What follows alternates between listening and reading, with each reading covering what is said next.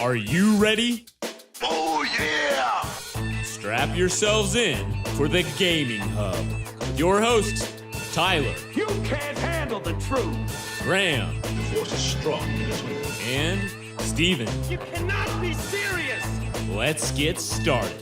Alrighty then. Hey everybody, welcome into the Gaming Hub. This is episode number 121, and I'm so glad you joined us this week. I'm your host, Tyler. We're joined by our normal co-host. Let's start with Graham. Graham, what have you been playing this week? And anything fun and interesting happened for you? Well, first of all, thank you for saying I'm normal, because I was wondering if that was the case. I've been working.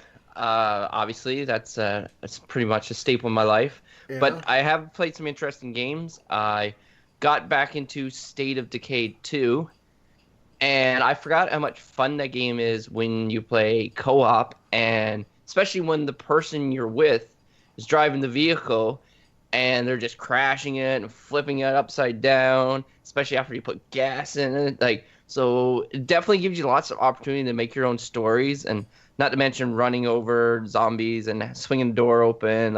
A lot of fun. And you can just pretty much do whatever you want. So I was enjoying that. Like I said, there's been some betas have been out there. I got into NHL 19, which they said that they dumbed down how many penalties you get by tripping, but I still was getting them. I was on the stream there. I don't know if anybody's listening watched this on the stream, but yeah, it was it was definitely interesting. Do you remember the exact minute amount of penalties you had? I do not. It was a pretty high number. I think I do. It was 34 minutes. 34 minutes in penalties? Yes. Yeah. You took 17 penalties that game. What was the score of that game, by the way, Grant? You want to refresh the memory? I know what I got. I don't know what my my opponent got. Well, and did you even really get that? Yeah. Your opponent scored the goals for both teams. Yeah. Was it something like 17-1? Is that a little too high? Was it more like 13 or 14-1? I honestly don't know. At one point, I just turned it off, and my focus was to get at least one goal, and I did get that goal. It doesn't matter the specifics of what stick it came off of. It just matters that it came up on my side of the scoreboard. So yeah, other than that, there was a beta out or demo, sorry, not beta, because you got to be careful with those words. I played Mega Man 11 demo on the Nintendo Switch, and I tell you right now, those games are made for the Switch. Great little handheld, little platformer, lots of fun. I haven't seen it on the big screen, but I'm sure it's just good up there as well. Okay. But yeah, it was chock full of games for sure. You played some Battlefield as well, didn't you? Yes, we did. 3 of us participated in that. My view on it is it's a lot of fun. It looks gorgeous in 4K. I definitely didn't see the elements about carrying the gun, so I don't know if they just restricted some of that stuff and even rebuilding the sandbags. I know it's a while before the game releases. So we played a little bit of Conquest, but I enjoyed the maps. They do have dynamic weather changes, which was cool to watch. One had snow, and one later on, when I think second or third playthrough, it was raining, and you can just see puddles forming and stuff like that. So I enjoyed the game. What do you guys play? You guys played it. What do you guys think of it? Steven, you want to go first on Battlefield? You played it. Sure. I played all of one match because there was something I was way more excited for on the day we were playing. But we'll get into that later. It was good. It didn't feel that much different to me than Battlefield 1, minus the fact that you only get 5 rounds in your gun, in your magazine, and that's all you get. So tough. Okay, it's not quite that bad. It's literally not bad. No. I will say though, to your point. Man, I ran out of ammo more times last night playing Battlefield 5 than I think I ever have in Battlefield before. Which is crazy because if you've ever seen Tyler play, he's not alive for very long. So. Shut up. But do we know for sure if the game was in 4K? Because I wasn't playing in 4K. I had it connected to my capture card, so I was only outputting 1080p. And it still looked great in 1080p. So I don't know if it's in 4K. I would like to see the full game in 4K. I think it's going to look really nice. Yeah, I don't know 100% for sure, but the game, you're right. The game looks fantastic. Like, the look of the game is great. The weapons, a little more accurate than they were in Battlefield 1, which is by design because it's World War II era versus World War 1. And I don't know, the map that we played the most, the one in, I think, Norway, Steven, that's the one you played on. That's a pretty good map. I had a pretty good time with it. That's true. It was one of the better maps, at least as I can remember of Battlefield. There's that one that you talked about off the stream, Tyler, the desert one. On World War Battlefield 1. And I mean, those of you that have been listening to us know that my biggest gripe with Battlefield is that sometimes the maps are ginormous, and you spawn in, run for 2 minutes in real time, get shot, and have to do it all over again because your squad mates can't stay alive either. And so this map kind of struck the balance between feeling bigger than like your average COD map, for instance, but not being a pain in the butt to traverse, on foot. Right. On foot. Yeah. So.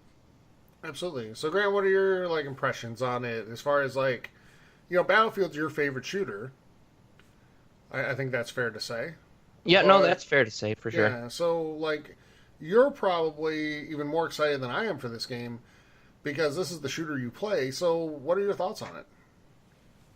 My thoughts on it, I kind of agree with Steven. It's not like a huge leap from Battlefield 1 to Battlefield 5, but getting in depth and stuff where you can do your assignments and stuff like that. So it seems like it's added a lot of little features to the game to make it a little more interesting, get you more on to play it on a daily basis or something like that.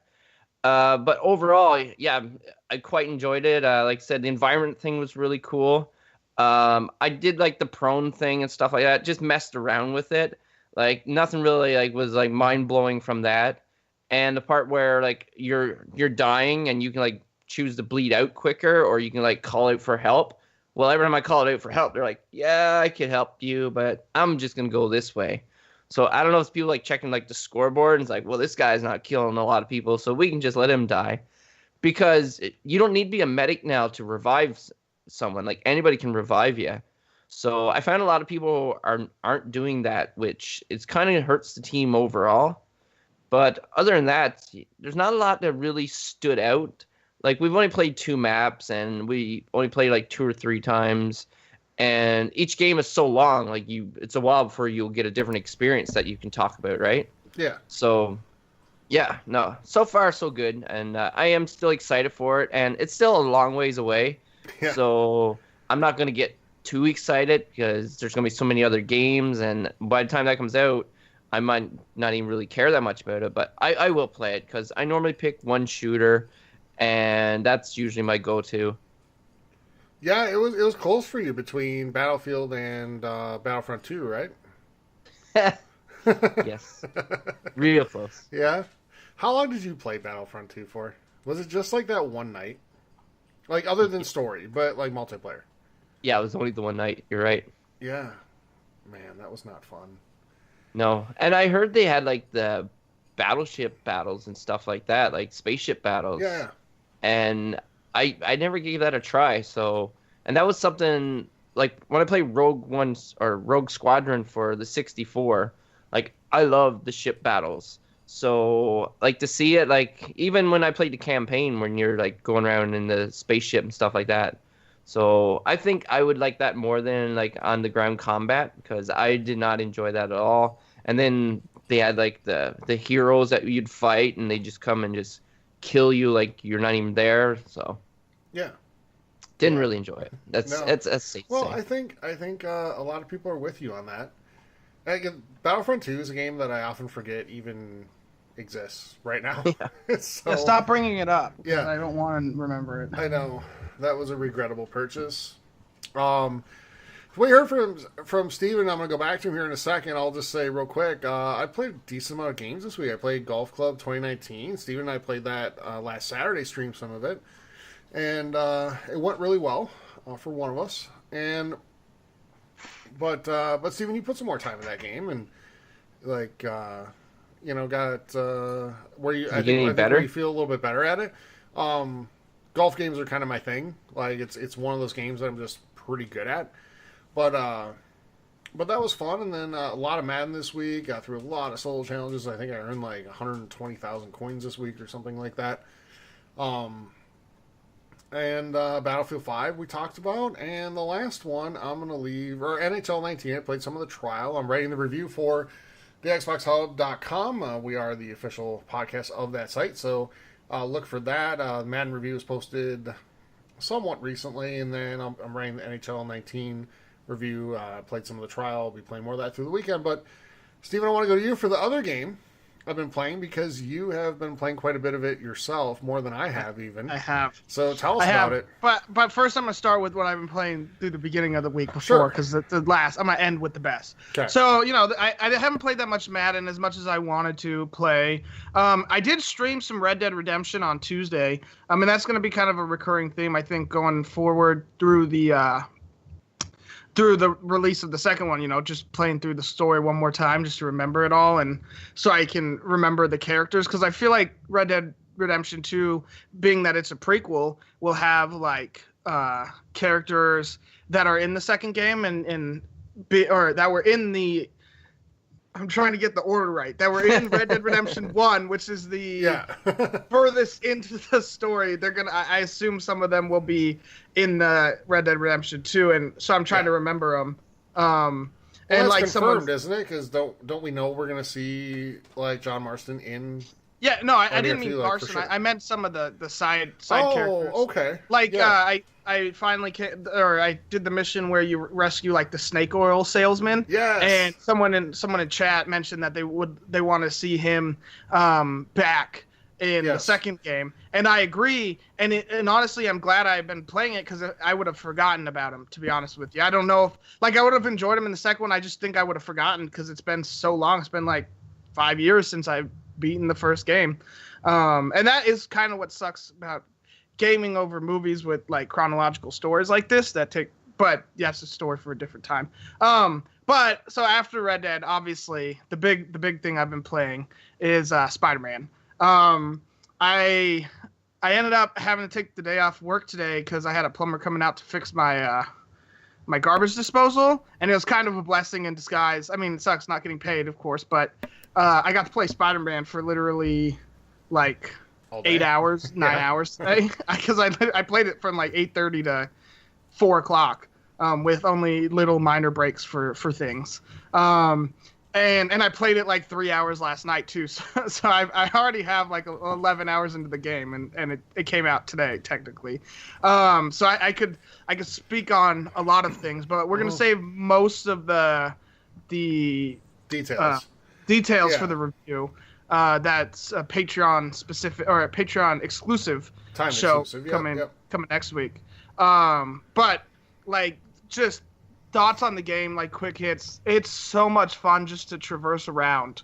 I'm not one to collect collectibles. I think most games just throw it in to pad their gameplay. But in Spider-Man, because it's fun to like roam around the city as Spider-Man, like I'm doing them all because it kind of gives me a reason to do them. Like for instance, I've been chasing pigeons, and I never would do that. And like I think Grand Theft Auto had. It was either I think it was Grand Theft Auto. It might be Assassin's Creed, where you had to collect like 50 pigeons, and that was stupid. But in this game, it's fun because you're Spider-Man. So I'm just having a blast with it. I'm already like 44%, I think 43% of the way through the game, like completion, like the little percentage thing. Yeah. And I've only done like 3 story missions because I've been just doing literally every side thing I can find. Before I advance the story, and I don't normally do that. I'm hoping I don't get burned out because, again, those of you that listen to the show know I have trouble finishing things, be that TV shows, or not movies, but TV shows and or video games are the two I'm really bad at finishing. Yeah. So I'm hoping this doesn't do that, but like I'm probably gonna get to the end before I know it, before I can actually like quit on the game, you know. Yeah. It's possible I beat it this weekend. I don't think so, considering it's the start of the NFL this season or Sunday, and I am excited for that. Yeah. But And we'll talk a little bit about that in a second, too. But just my thoughts real quick. So, man, so Steven, you and I talked about it offline before we started recording, but I kind of had that moment before I bought this game where I was like a little hesitant. I was like, man, I just really hope I don't regret this purchase. And then I did it. And you said kind of, you understood that feeling at least. But, man, I feel silly for feeling that way at this point. This is the most fun I've had in a video game since Sunset Overdrive, which you guys know I rave about on this show. This game is so much fun. Like, it's not a perfect game by any means. It's not a bad game. It's a really good game. It's not perfect. It's not going to win Game of the Year, but it's just really fun. And if this is sort of a signal of what we're going to see from the fall release season, like, man, I'm looking forward to this fall because this is a great way to kick it off. And, man, I'm only 15% through. Steven, you're a lot farther than I am so far. But, excuse me, I got a lot of time in with it today. And this game is just so much fun. There's so much stuff to do. And it's one of those games where it's really easy to say, oh, I'm going to quit after this. But then there's like, oh, one more thing. It's right here. You know, I'm going to go do it. And like you said, it's so much fun to just sort of traverse around the city and do different things. And between the landmarks and the backpacks and all the stuff that's there's some really cool Easter eggs in this game as well. Some of which you do just by doing the story, others by doing some of the other stuff. Man, this is a lot of fun. And Insomniac is, between Sunset Overdrive and this, they've elevated themselves to one of the best video game developers in my eyes that there is today. I don't know if I'd go that far, but they do make fun games for like what I like. Yeah, like for what I like. Okay, right? I can see that. And on the topic of Easter eggs, I implore you guys. That's Red Dead joke, by the way. I implore you guys, if you guys know you're gonna play Spider-Man and you like a Marvel fan, like try to avoid everything on the internet. I know it's hard, yes, but just coming across things in the game that I didn't know were in there was like awesome. I was like they were listening to me last night because we were at a party and I was playing the game and I was like, oh my gosh, that's in there. That's so cool. Like I honestly didn't expect it to happen, and just seeing it like made me kind of like happy and giddy or whatever. So yeah, just if you know you're a fan of Marvel, like a big fan of Marvel, at least just the cinematic universe. And you're playing, you're gonna play the game. Like I would try to avoid everything like the plague, because like if I would have known the thing I saw was in there, I don't think it would have been as cool. I honestly had forgotten about the 3 things that were in the game that I came across, and I was like, oh my gosh, I didn't even I guess I should have, but I didn't expect it. And so yeah, it's just my. And credit to you, Steven, for not ruining it for me. And welcome. Like Graham's probably not going to play the game, but. Like we were talking about today, I let slip one thing between the 3 of us, but maybe 2. But, but who's counting? Yeah, whatever. But I am going to go to Graham on this in a second to be the buzzkill around it all. But I feel like Insomniac took all the things they did really, really well in Sunset, between the traversal and like the collectibles and stuff like that, and just learned from that and made it much, much better even. This time, it's much more fun to collect the backpacks and stuff like that than to go get the like tennis shoes hanging from the electric wires, and the toilet paper and all that stuff. Like it's much more fun to do it in Spider-Man. And I had a great time doing it in Sunset. I just feel like they took it and made it that much better. Plus, they're backed by all the like lore and stuff in Marvel, in Spider-Man, and it just makes for a really fun experience and a really good game, and absolutely worth $60. If you're a PlayStation owner, man, and you like superhero stuff at all, buy this game. A lot of fun, and we'll get into the details of it when we do our review episode, which will be a timed patron exclusive. We'll be putting that out probably next weekend, maybe even a little sooner. We'll see. But we'll get into the details then. But for now, Steven, I think you're with me. Buy the game, right? For yes. everybody out there, yeah. Yeah, if you have a PlayStation, definitely. So now let's hear the other side. Graham, Yes. why are you not interested in Spider-Man? The main reason I'm not interested is there's so many games out there now that I've been playing and working on, and I know there's gonna be a lot more being released real soon, and I pick and choose, and the Xbox is my main system to play on, just because kind of like the achievements and the gamer score and stuff like that. So like, I buy PlayStation mainly for God of War because I'm a huge God of War fan. And like, I see the game being fun, but I don't see it being like, I gotta play this. And like, maybe if it got a 10, maybe I'd be drawn in more. But like, I know the game is not perfect, but I have other games out there, and like, I can put countless hours into NHL 19, and to actually go really far, you kind of have to. So I feel like I'm just not going to dedicate the time to it. And like, basically, last time I used my PlayStation was for God of War, and like, there's a few reasons, but like, there's not a lot pulling me into it to make me want to go purchase it. Like, maybe when it becomes maybe even Black Friday, if it's really cheap, and maybe if there's something that I feel like is missing in my life and I'm kind of tired of the games, which I doubt, then I might go checking in on it. But I wasn't as big a fan as Sunset Overdrive as both you guys were. Like, I really enjoyed the game and stuff like that, but I didn't think, wow, this is amazing and all that stuff. Yeah. So, like, yeah, like, if I look for games that I can like traverse and spend all this time, like, I feel like there's other games that I could go back to or maybe even finish, because like, I haven't finished Shadow of War, right? So I feel like I can't justify it. So to be fair to Graham, before everybody sends hate mail, Don't hate me. you know, the Gaming Hub podcast at gmail.com, by the way, care of Graham. Yeah, there's an extra H and A in his name too, by the way. Yes, it's not spelled Gram for those. It's so you can laugh at him. So just remember it, laughing at Graham. Ha, yes. Graham. So, but no. I mean, but no. Anyway, real quick, Steven, real quick. You go. So, Graham, in your defense, 2 of the 4 games you're looking forward to most this fall come out next week, correct? Yes. So that's, I guess we'll give you a pass on that. And I will say this, like, Spider-Man is a single player game, and it's a very well done one, and it's super fun. But are you missing out on anything by playing it in February versus playing it now? No. You might get some stuff ruined for you if you go on sites like today. You know, there are gaming sites out there where like every other article is about Spider-Man.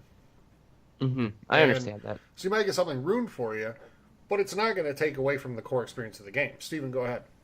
Yeah, I was just going to say, for those of you that might be listening that are like Graham that want the game but maybe not right away, I bet you there's going to be like a Game of the Year edition that includes all the DLC, and I bet you it's going to be reasonably priced. It might come out for $60, or it will probably come out at $60, but it will drop pretty quickly. And, I mean, how long is the turnaround on those? Like, I think once like March or April of next year hits, where there's a little, or at least April, where there's a little more of a lull, like that might be the time to get it when you finished your holiday window games, you finished the early part of next year's games, and now you can go back and play like the Game of the Year edition. Exactly what I would do with the Tomb Raider games if I was and Steven, not game sharing. That's kind of our plan for Assassin's Creed, isn't it? No, well, a little bit. We're just gonna wait for it to drop $20 on Black Friday to buy. Right. But doesn't this game just scream $30 to $40 on Black Friday? Because it's coming out early September. I'm sure. Yeah. You get your initial sales out of the way. Like this game to me seems like a no-brainer for a Black Friday sale. And I'm not encouraging people to wait until then. But for people like Graham, would you buy it for $30? I'd probably buy it for $30, but I don't know if I would play it right away. Like, if I see that there's a good deal and stuff like that, then maybe. Or maybe I'd just keep waiting, because it's only going to go further down in price, and the game is not going to change. Unless it's that Black Friday sale will happen, and then the game's going to go right back to $60. Yeah, so maybe I will pick it up, but I can't say I will play it at that point. Okay. Because, so if I go to YouTube, and I probably don't know the answer to this, I'd be like, okay, I'm either gonna play Spider-Man or Red Dead 2. What are you gonna tell me to play? Red Dead Well, I'm 2. going to tell you to get Red Dead the day of release, not Yes. on Black Friday. But Yeah. Red Dead has a multiplayer component to it that's going to be a big part of the world and the game in general. So you kind of want that day one. Yeah, I don't know But- if I'm gonna lean towards the multiplayer aspect of it because like I know it's a bit later, but Fallout 76, like that probably will be the one I will go for as my multiplayer. So Stephen Graham's starting to talk as he's starting to use verbiage that makes it sound like he's going to buy Red Dead. Well, he is the richest out of the three of us, so he can afford He it for is. sure. But no, He works Like, the most and sleeps the least, and that's That's true on true. both counts. So Yes. that's- but I mean, for Black Friday, like it does make sense that they would mark Spider-Man down because like it's like a good game to get. Parents probably might or could potentially buy it for their kids on Black Friday because it's 40 or 30 instead of 60, and it's a perfect game to get for. It's not. I mean, I haven't came across anything in the game that so far, and I put 11 hours into it, that is like not kid friendly. Like I mean, I guess the violence makes it the T over the E, but there's no blood and there's no like No. cursing. So I don't know. I don't get too far off topic here, but yeah, Right. I'd either wait for that, or if you're still busy then, which is possible, there's a lot of really long games, Red Dead and Fallout, coming out yeah. that are going to take just hours and hours and hours of time. Not to mention Like- Assassin's Creed if you're getting that, True. or So- Forza if you're getting that. So yeah, Well, I say There's a Assassin's lot. Creed falls in the same boat as Sure. this one. Yeah, but yeah, if you're really set on not being able to play right now, there's not much coming out around this unless you're a huge Tomb Raider or NHL fan. You have time, so you could wait for the collection. But it's amazing. Go buy it. If you have PlayStation, you owe it to yourself. It's very fun. yeah. And like I said, we'll have a review episode completely dedicated to Spider-Man. Probably about a week from now, in the next 7 to 9 days. So we look forward to doing that. We want to complete the game before we do that, so we'll have that up, and that'll be a timed Patreon exclusive episode. So. All right, let's get the business out of the way first before we jump into news, guys. And like I said earlier, we are the official podcast of the XboxHub.com, so head over there for all the latest in Xbox news. And even if you're a PlayStation fan, there's a lot of, any third-party releases. There'll be news there as well. So the XboxHub.com, and they have a sister site called the SwitchHub.com for anything Nintendo-related. Grant probably gives them about 80% of their visits. But no, that site's doing well, so the SwitchHub.com as well. So we have a few different ways to join our community.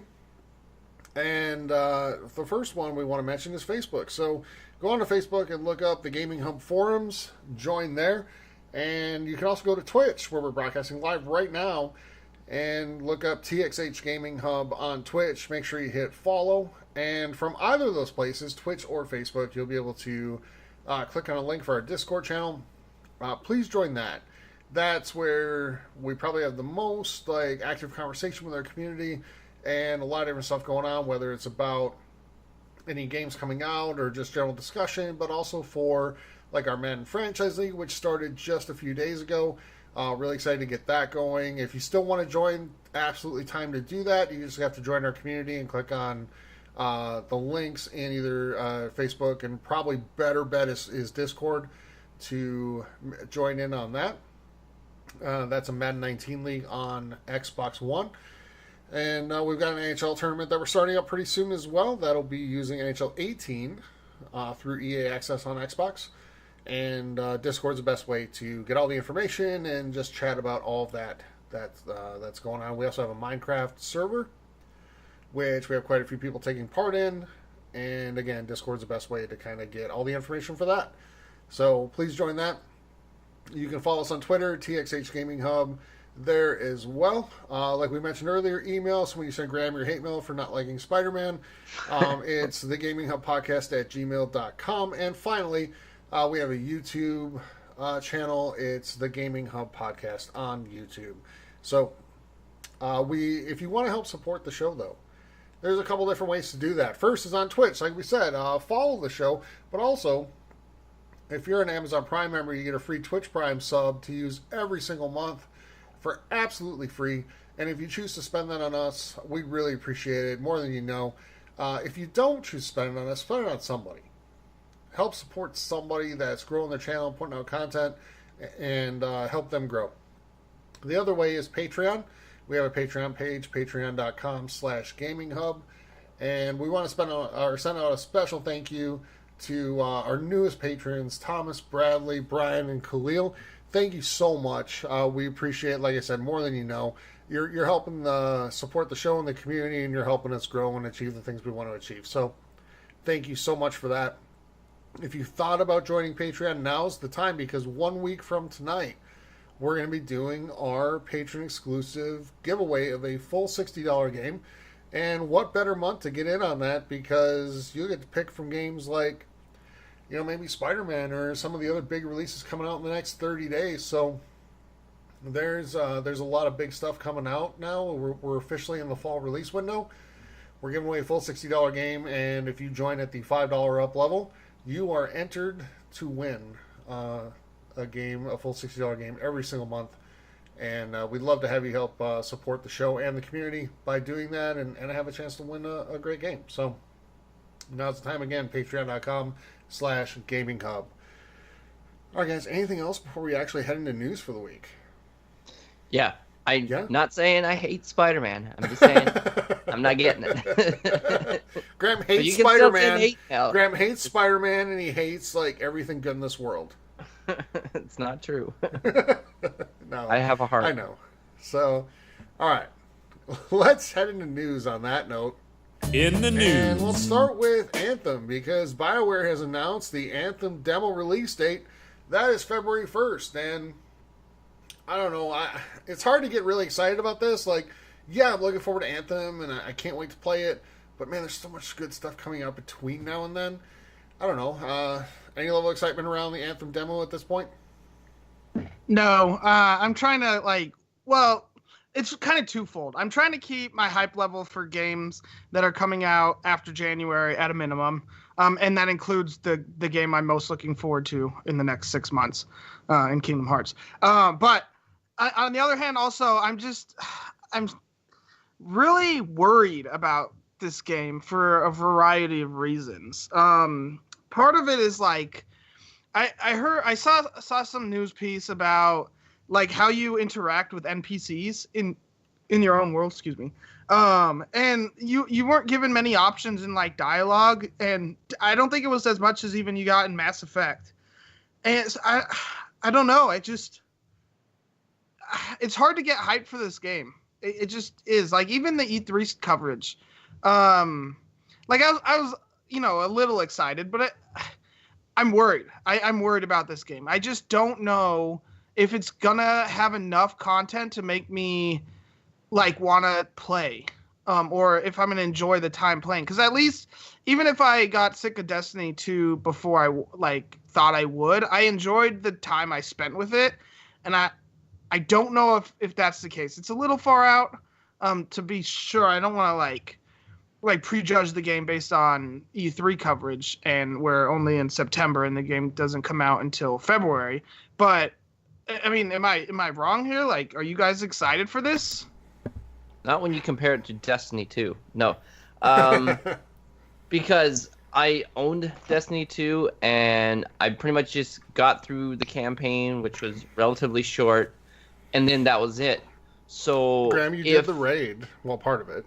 Well, yeah, I attempted the raid, yes.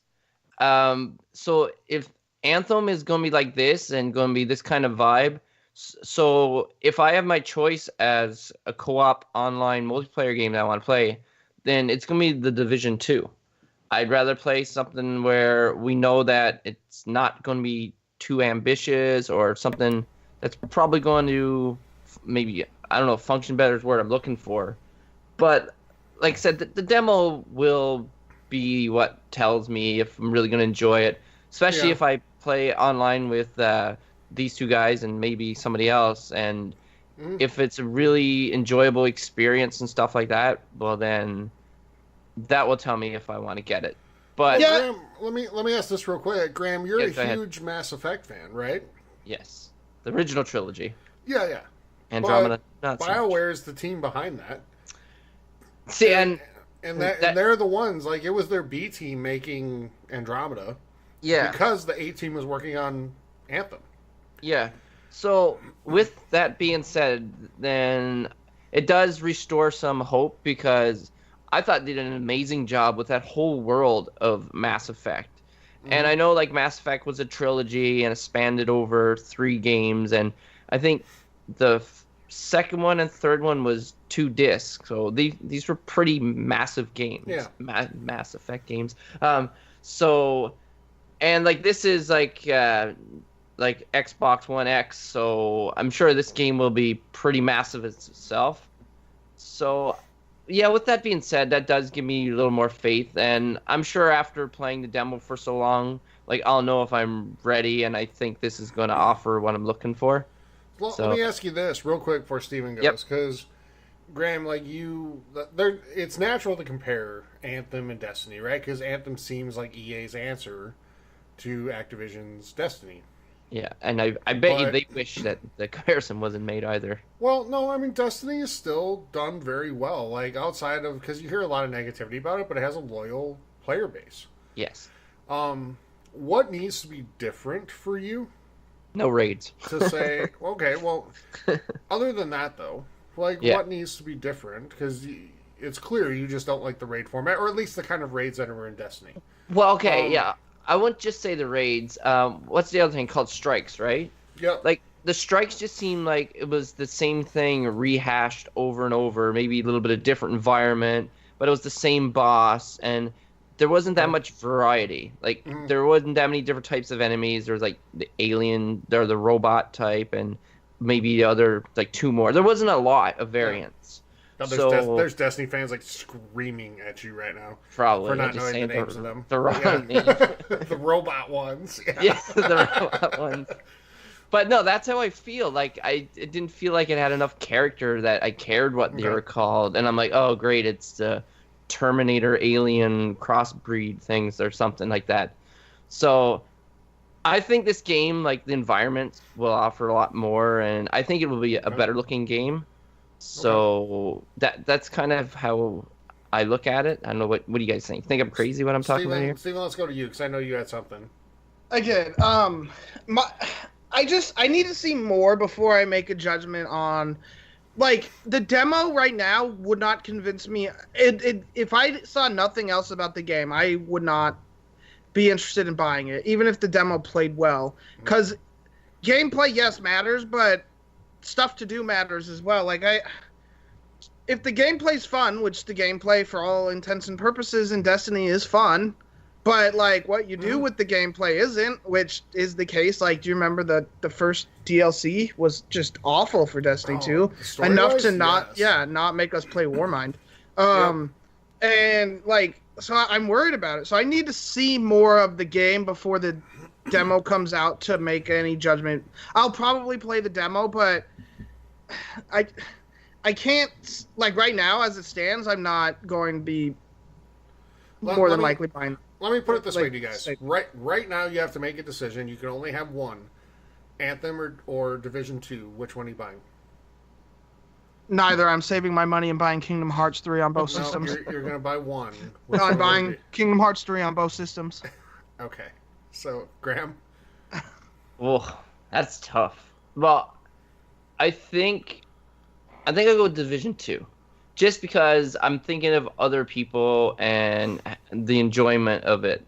And I don't know, and some people are worried about Anthem.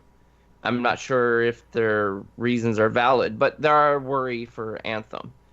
I never heard any worry of Division 2, and everyone seems to be excited, and the E3 demo or the showing came off better, I think, for Division 2.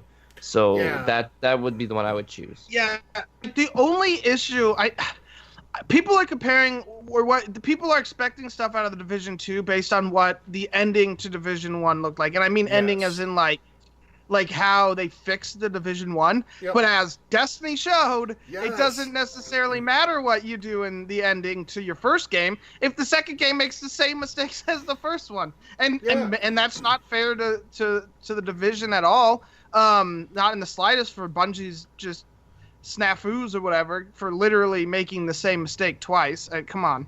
I'm a little upset with that. But there's no guarantee.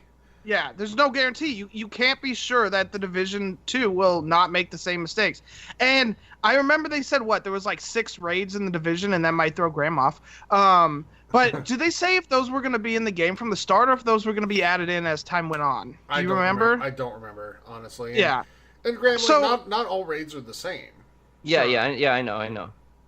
I like the puzzle aspect as well as the shooter. I had fun doing the raids. Graham would have just had an aneurysm doing the dog. Oh goodness, yes. I hated that level, but I actually quite enjoyed it. It required a lot of communication, but I want to get on Destiny talk here. It got into my head to answer your question. To be honest with you, I think I would choose Anthony over the Division just because. Okay. Sorry, Anthem. Did I say Anthony? I said Anthony. I meant Anthem. I combined Anthem and Destiny. I would choose Anthem over the Division just because even with my worries about it, I just prefer the sci-fi over the post-apocalyptic setting, you know? Okay. And that's the only reason. And because I'm not a huge shooter fan anyway, so that's why. Is there a messaging problem around Anthem right now? No, because I don't. Tell me what the game's about. Well, that's a good question, but I think they're 5 months away. Can we give them till? Is it wise to market right now? No, and I'm with you on that. I am. But we live in an age where, the video game community wants all the information on everything right now. Yeah. You know? I think if in November or December we still don't know what the game's about, then yes, we can be worried. But right now, I'm worried, but not because they haven't shown anything. I worry about what they have said.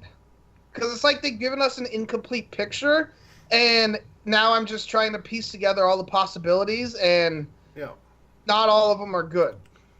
No, I agree. And it's not as bad as, Death Stranding, where we have absolutely no idea what that game's about. We just FedEx.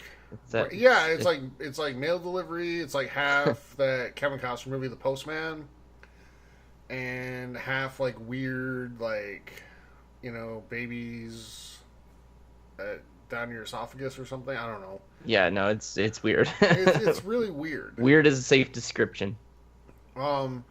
And at this point, they're just banking on trust in Kojima, right? But, Anthem doesn't have that type of iconic name behind it. So, it doesn't conjure up the amount of trust that Death Stranding gets. I think there's a huge messaging problem about Death Stranding, about Anthem. Because nobody really knows what it is yet, and people are super impatient. We talked briefly last week, people expect to be able to send a tweet and get a response right away, or they have literally a fit. Yeah. And that's not fair to the developer, because the developer, I agree with you, Steven, they should, the right thing to do, the smart thing to do is to say, we're going to plan our marketing out, we're going to let all these behemoth fall releases get out of the way, and then starting in, probably, right after Christmas, start ramping up sort of the information about Anthem, and get word out there for people to build up excitement, because by the time Christmas is done, people will be kind of ready for a new game, right? But people aren't nearly that patient. So right now, when you ask most people, which game do I want, Anthem or Division 2, and right or wrong, they get compared, they get lumped together. A lot of people say Division 2 right now. Yeah, and another thing, too, about what you're saying about marketing is, okay, you're saying, Andromeda was the B team, and this is the A team of BioWare. Yeah. But, marketing is not going to say, well, you may not have liked Andromeda, but that was our B team, right? So everyone's they did, though. They Well, did. they do, but after, they're not like after it was released advertising that, right? and like crash and burned. Yeah. So- like it so wasn't we- on commercials. We Sure. know it's BioWare and BioWare, so they're thinking, okay, well, the last BioWare game wasn't very good, so then it kind of I see how marketing wise, like some people might get more like hesitant when they hear it was BioWare and they're like, Sure. "Ooh, their last game wasn't that good." So yeah, I know that they made a point to point that out because obviously they had so much backlash for Andromeda, and they would like to distance themselves from Andromeda because this is a different team, but they're still under the same label and title as BioWare. So Right. I think that's kind of hurting them as well. Maybe. I think you're allowed a dud here and there, though. I think they built up enough credibility, don't you? I mean, Yes. so anyway, we don't want to make this entire episode about Anthem and BioWare, so we'll move on. But, Steven, something that you felt really strongly about when we did our Madden review episode, I want to get your thoughts on this first. 2K, NBA 2K19 just came out. And if you buy the game and you happen to live in Belgium or the Netherlands, we have listeners from both countries. So if you're listening and you live in one of those places, please contact us. Let us know what you think about this. But the packs you can buy in their version of Ultimate Team are not allowed to be bought with using actual money in NBA 2K19 because of the law changes around microtransactions and loot crates, etc. 2K this week put out a statement encouraging players to contact their government representatives in those countries, if you live there, to say, no, it's not gambling, we want this. And I feel personally like this is just super tone deaf on 2K's part, to where the gaming community, in the majority of the gaming community, is on this. But Steven, I want to get your thoughts. I mean, EA's got to be celebrating right now because now they don't look like the worst company. Because 2K, congratulations for taking. You didn't take the mantle yet, but you're well on your way there. That was just whose idea was that? That's what I want to know. Whose bright idea was that? That's stupid. It's stupid. No one in their right mind that has any idea how the world works would think that was a good idea. No. And that includes companies. Companies should know what will market well and what won't. This statement leaves a sour taste in my mouth for sure. And I'm sure it does with a lot of people. It was a dumb thing to do. I have no words almost. I know. At least not show appropriate. That would be a first. But I just come on, 2K. Think about what you're saying here. People hate loot crates and microtransactions, and you want people to contact their representative in government to say, yeah, we do want that. No, we don't.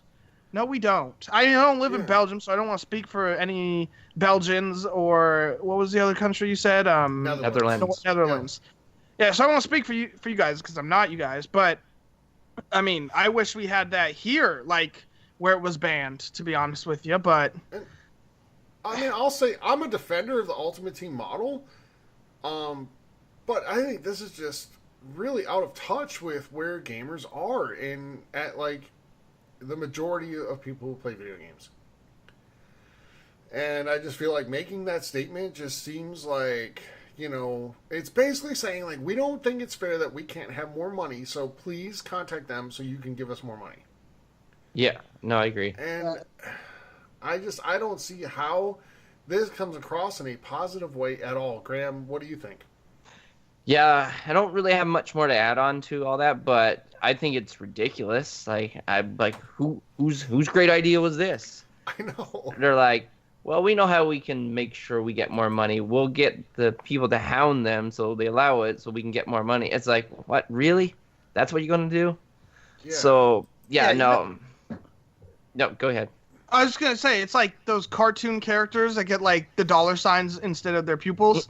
That's exactly what I picture the 2K people that did this. That's a really good This is what those of us in the Army used to call, or that were in the Army, we know what the good idea fairy is. And that is exactly what this is. It's what people think is a good idea and is really, really, really stupid. Yeah. And this was definitely someone with money symbols for pupils with the good idea fairy on their shoulder. Just pitched. This is the type of statement you put out when you want people to contact government to say, you know what, video games don't make people violent. Stuff like that. Yeah. Right? Not this. Like, man, come on. Like I feel like this is like a great moment for like those of you who are football fans, like ESPN's, Come On Man segment. I mean, this is definitely a moment where you're like, come on, man. Like, this is just stupid.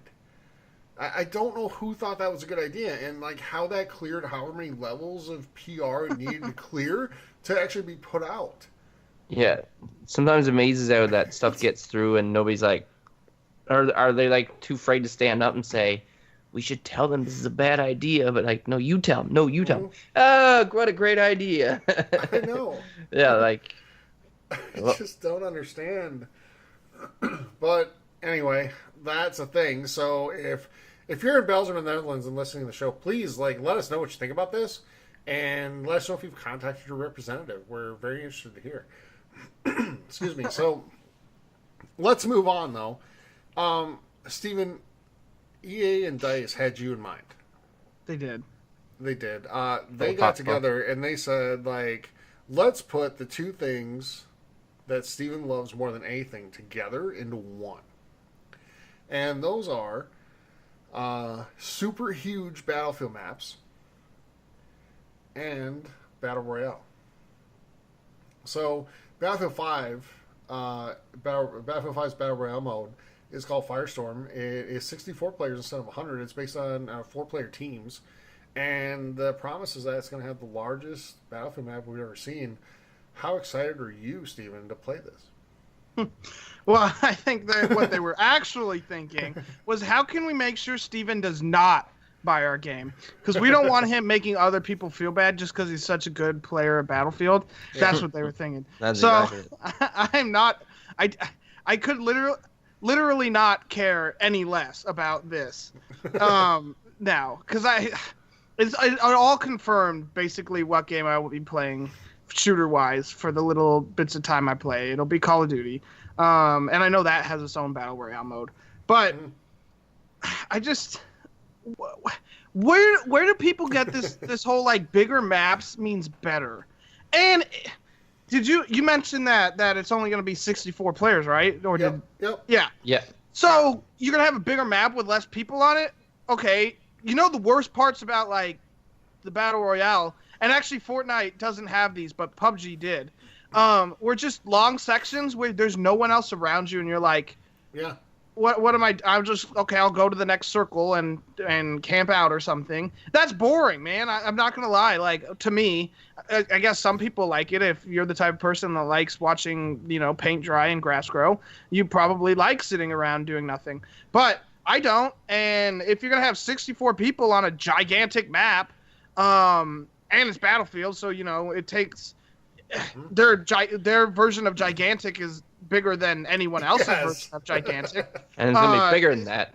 So you're getting into like national park territory at this point. Yeah, you will never play a round of whatever they're calling it, Fire Team or Firestorm. Yeah, not me. Definitely not me. You couldn't pay me to play that for longer than a match. And you're gonna play because we're gonna have a private server for Battlefield 5 just for our community. Yeah, and we'll play Conquest like good humans. Not this nonsense. You'll try it, Steven. You'll try it. And who knows? You could be rare occasion which you enjoy something that other people do. And speak positively about something. Yeah. Very rare. So, Graham, what are your thoughts on it? I haven't got into this whole Battle Royale thing yet. Yeah. I've tried PUBG a few times. I tried Fortnite twice. haven't really been my thing, but I haven't had like a full team of like 4 and see like this. And I am a fan of the Battlefield franchise. Mm-hmm. And I know with the world or I guess the environment being that big, like they will have vehicles, and like is this gonna be like a battle royale when there's like airplanes and stuff like that, like all the like even tanks, because we haven't seen that I know of anyways. Mm-hmm. So like I will have Battlefield 5, and whether if this is paid, then I probably won't pay for it. But if it comes free with the game, well, I'll definitely try it's coming with the game. It's coming with the game. Yeah, remember they said all their DLC's free. So all there the is nothing DLCs paid. Okay, Yeah. so that's what I was concerned about, if it was gonna be like a paid DLC. So yeah, I'll try it out. I'll try anything once, and who knows? It could be that battle royale that really takes me and I enjoy, because battle royale right now is like the biggest thing out there. So if I can find one of the games that actually hook me, because I even think the Black Ops one will be really good, but I don't know if I'm gonna be buying Black Ops. So I know I'm buying Battlefield. Yeah. So yeah. Here's my thing. I personally really like the gameplay in Battlefield more, but I like what Call of Duty's doing with Blackout more than what it seems Battlefield's doing with Firestorm. Mm-hmm. So, like, Call of Duty's bringing in, because it's, Black Ops 4, so you've got 3 previous games to draw from, so you're bringing a lot of those, like, iconic environments and different maps and stuff all into one. And I feel like that is super cool. That said, I like the gameplay in Battlefield more. So, I have a feeling I'll try out Battlefield Firestorm. I don't know. I can't promise I'll play it more than like once or twice. Yeah. But we'll see. We'll see how it goes. I like the squad-based portion of it. I like that you're in 4-player teams. So we'll be able to carry Steven through a match. But I was looking for a response there, Steven. I'm not even going to justify that. But Steven, for everybody out there who hasn't watched stream or anything, like, Steven is a pretty good shooter player. Which is funny because I really hate them. I mean, I don't hate them, but I just don't enjoy them. It's like you're good at them, but you don't love it, right? So, yeah. But, yeah, I don't know. Like, I'll give it a shot because I'm definitely getting Battlefield 5, and I plan on getting Call of Duty as well. So, I'll try both. I can't promise that either one's going to become my primary mode for the game. In fact, I highly doubt either one will. So, speaking of things Steven loves. Yeah. Segue. Oh, yes. Something Steven actually loves. We're not even kidding this time. Harry Potter, Steven. Hell yeah! Yeah. There it is. Steven's a big Harry Potter fan, but the Lego Harry Potter collection is coming to the Xbox One and Nintendo Switch. It was previously a PlayStation exclusive, but it's coming on November 2nd. So, does that throw a wrench, Steven, into your holiday purchasing plans? Because there were already enough games out there. No. Well, I tell you how exactly I'm going to purchase this game, because I already know myself. I'm going to get drunk one weekend. So nothing It's not new. complicated. I'm going to get drunk, and I'm going to be like, oh, Lego Harry Potter for $30, because that's what it costs here in America. Or it might be 40. Either one. Who cares? 30 or 40, not a big deal. Okay, buy it. But no, I'm not gonna. I probably won't play it. Yeah. Till the lull, and I say that now, but I never ever do. But I will buy it.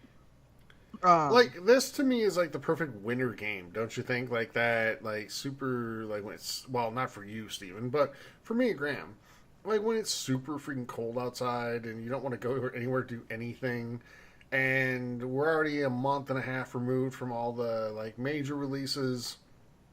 The only game really coming out in January is Steven's Disneyland Adventures game. It's Kingdom Hearts 3. I know Tyler, what it is. Stop. You kill a little piece of my soul every time.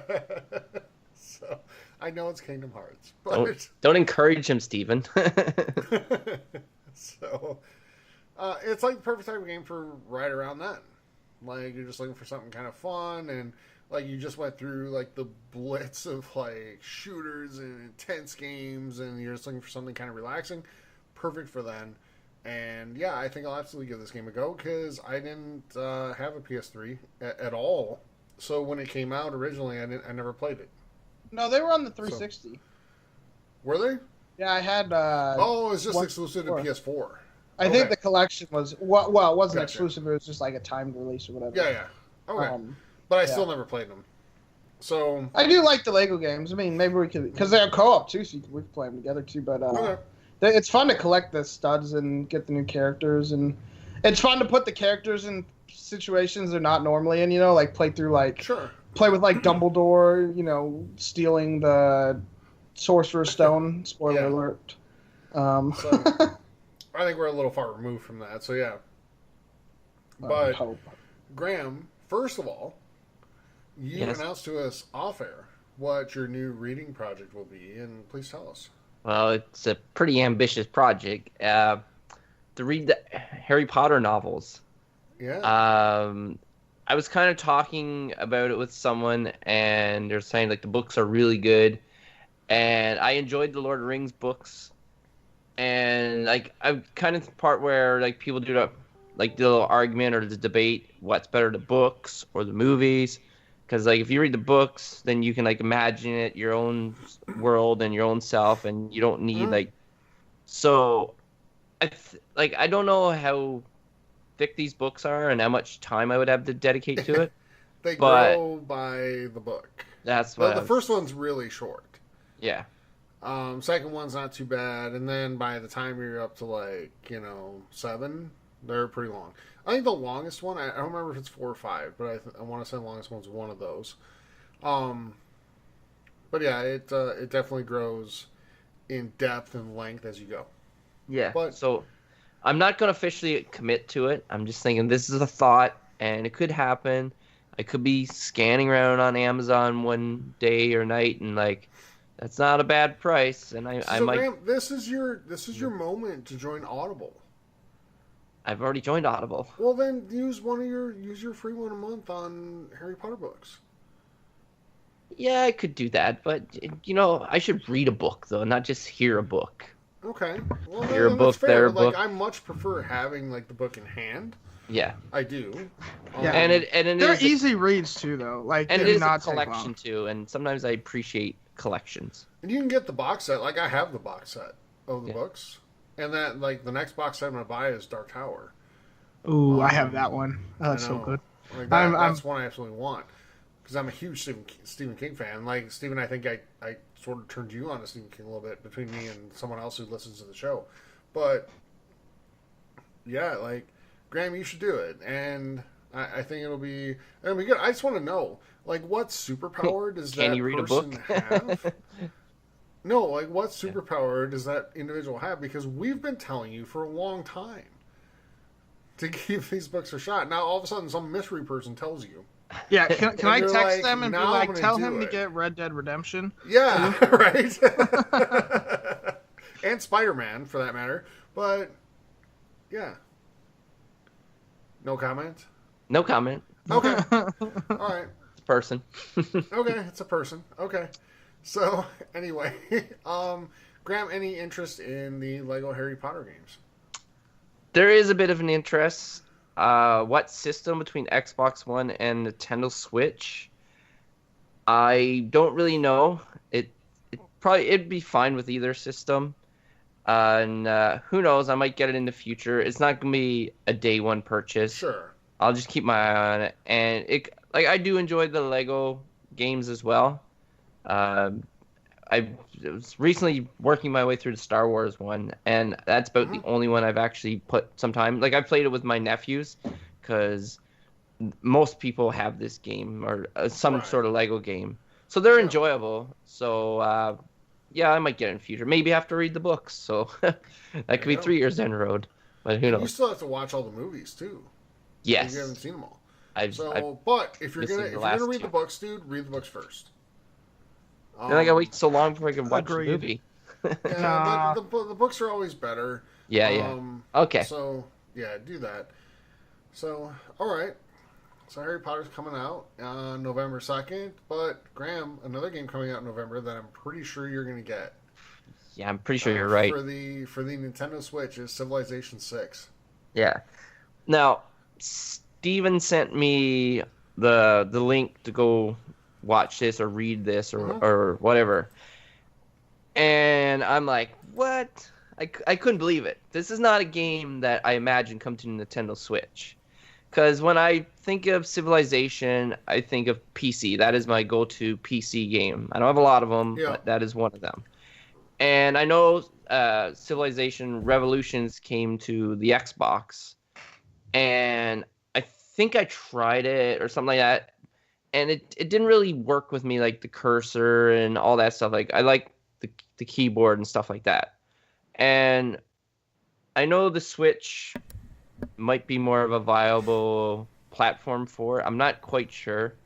But this is kind of a good game for on the go. Because these games can last a long time. Especially if you go with the big maps and make it more realistic or something like that. So that is a game where you can start, like if you're going on a long trip, you can like just eat away hours and hours, and you can keep coming back to it. Another thing too, you can up to 4 people can link to, like you can have 4 Switch systems, and I guess they communicate with each other, and then you can have like a 4-player versus each other. Mm-hmm. So to me, that seems like a great game for that. But I'm surprised to see this to the Nintendo Switch, which it's amazing because all the more exposure that these games get on the Switch makes me a little happier in life. So, yeah. Were you guys shocked to see this game being ported to the Switch? So I'm going to make a comment real quick. Civilization is not a game you come back to because you never stop playing. It is the one more turn epitome. Like it's the king or the top rung of that whatever you want to call it. It is the game where you're like, I just need to do one more thing. And 4 hours later, you're like, what? It's 3 in the morning and I have work in 3 hours. I've been there. I'm screwed. That is Civilization.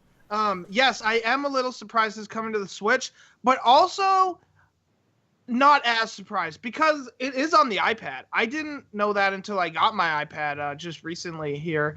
You can get the full game of Civilization 6 on the iPad for its full price. And that turns some people off, but they have a demo and the demo's like 60 turns and it plays exactly like the PC game plays. And granted, I didn't put as many hours in Civ 6 as I did Civ 5. In Civ 5 I have like 300 or 400 hours in. Civ 6 I only have like 30. But this is a good game for those of you that play the Switch on the go. Just like I think Lego Harry Potter is a pretty good game to play on the go because each mission doesn't take that long. But Civilization on the Switch, I'm worried about battery life. Some games on the Switch are pretty well optimized and they don't drain your battery in portable mode as much, but some games aren't. And the amount of processing power that it takes to play a game of Civilization 6, especially if you're playing like the large maps, which have like 16, countries or whatever, I just blank leaders, and then like 32 city states, like those games in the end game when everybody has like 40 or 50 units, like on a computer take a minute.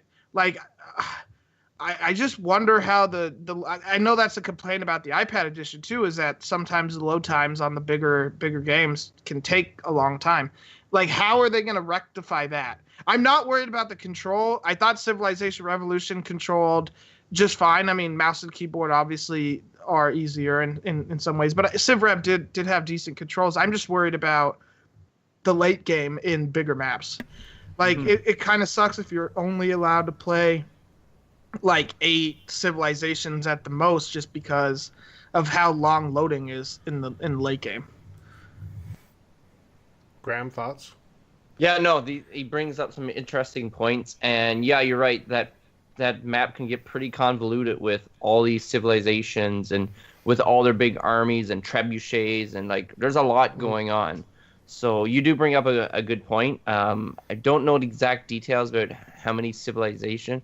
Like I read that they're gonna have all the the DLCs that they had too with 4 other like leaders or nations. Yeah. So was Rise and Fall included in this? I want to say I don't think it was, but it might have been. I might have read it wrong. This leak, by the way, just for those of you listening at home, Nintendo was gonna have a direct, I think yesterday. It might have been today, and due to earthquake in Japan, they pushed it back, and so completely understandable. And actually, like, hopefully, if any of the listeners we have that are in Japan are safe, we're thinking about you and all that. Yeah. But so I'm waiting for the direct next week. I think we'll hear some more information, or at least like for sure, like like all the information we'll probably see if Rise and Fall is included. I don't know. I'm interested how you have trebuchets at the end game, Graham. I don't think you're a very good Civ player if you're with trebuchets in the later area. Well, not in. Okay. I'm just kidding. Right. Yeah, I'm just kidding. Maybe that's the one I kept because I'm like, you never see war spot with trebuchets anymore. Rocket artillery and some tanks. Trebuchet versus Tiger Tank. Who will win? Bring your stealth to the 120 millimeter rocket. That fight, I'm down. Yeah. All right. Yeah. Oh, fair enough. All right, so let's close with this discussion. Steven, this started between like you and me kind of off air, and we were talking about Halo Master Chief Collection coming to Game Pass, which is now available for everybody. And if you're an Xbox owner and you have Game Pass, you should absolutely get it. Great game, great compilation of all the Halo games, 1 through 4, including the multiplayer. But our conversation was mostly about music in games. And Halo has a really iconic soundtrack to it, and the conversation kind of became like, how important is a soundtrack to a video game? So, Steven, I'm going to turn to you and kind of let you take it from there. Yeah, and I just want some clarifying thoughts here, Sure. Just to go off Tyler. Like, when we say video game soundtrack, we don't mean like Madden or even like Fallout, where you can change the radio station or switch between like the licensed music and like the NFL music in Madden's case. So games like GTA are not included, right? Because you can change the radio station. Yes. Need for Speed did it, etc. Yeah. Yeah. And while Forza too, because they have a bunch of different channels. And while like Grand Theft Auto might have some really funny like talk radio show channels, it doesn't. It's not what I think of when I think of soundtrack. Halo is like to me is the epitome of video game soundtracks. But Mario could throw their stake in there. The Mario might be more iconic. I think everyone when you name Mario music, like can think of at least one song from Mario. Yep. Whatever it might not be the theme song. It just might be based on a joke about Mario's favorite outerwear. But but yeah, I don't know. I want to hear your guys' thoughts on like what you guys think of. Or sorry, I meant to add one more thing. Yeah. So like, as in Dark Souls came out. Dark Souls 3, actually, shoot, it's probably been 3 years since Dark Souls 3 came out. But it's stuck with me because you'll be playing the game and the music will be going. And you get to a boss fight, and the boss music in Dark Souls is very good. And then, like, you'll hit the second phase of the boss fight. And the music will ramp up and just make the fight extremely intense. And, like, Fallout doesn't really do that, and that's what we mean when we say like video game soundtrack is like the music goes with what you're doing in Dark Souls. The second phase is probably faster, in Dark Souls case, the second phase is faster, and so the music gets faster and you feel it. But like in Fallout, you could be like rocking out to like classical Beethoven and killing super mutants, and it doesn't take away from the game, but it doesn't add to the game. And so we want to talk about how important video game soundtracks are. So to games. This is where video games are closest to like movies, because you watch some of the most iconic movies of all time. Like, say you watch Star Wars with no soundtrack. It's not nearly the movie that we all know and love. Yeah. You know, you watch any movie without the soundtrack, it's not the same. Yeah, and if watch a horror movie without the soundtrack, you won't be scared, because that deep, like they make the music in horror movies, and they do it in horror games, and I think the best horror games do it really well. Is that deep like bass, and there's like a pitch level, and I can't remember off the top of my head what exactly it is, but there's a pitch where it makes your like flight or fight like inceptors in your brain like kick off, and that's what like adds to your intensity. And without that, like the movie's not as scary, if at all scary. And yeah, so Graham, let's go to you. Can you think of any games that, you know, when you think about it, that the music, the soundtrack in the game really just enhance and add to that experience for you? Yes, one that stands out for me is it's a more recent game, and that is Cuphead. Okay. And I think the music actually changes too during boss battles, because kind of like how Dark Souls, the boss have like different phases. I think maybe 3, maybe even some with more. Yeah. And I'm pretty sure the music changes based on that. But throughout the whole level, there's like music playing, and it's the type of music that goes with that art style. So yeah, that's a great example of how music enhances the gameplay, the experience, and the enjoyment overall. Yeah. And another one too is like Steven mentioned Mario. Like Mario's a classic. Like his games, like they got that certain sound to them, stuff like that. Another one stands out. Seems to be a lot like Nintendo too. It seems to be coming to my mind is Mega Man. All their levels always had like the little like the cool like 80s or 90s little like keyboard like electronic music, like stuff like that.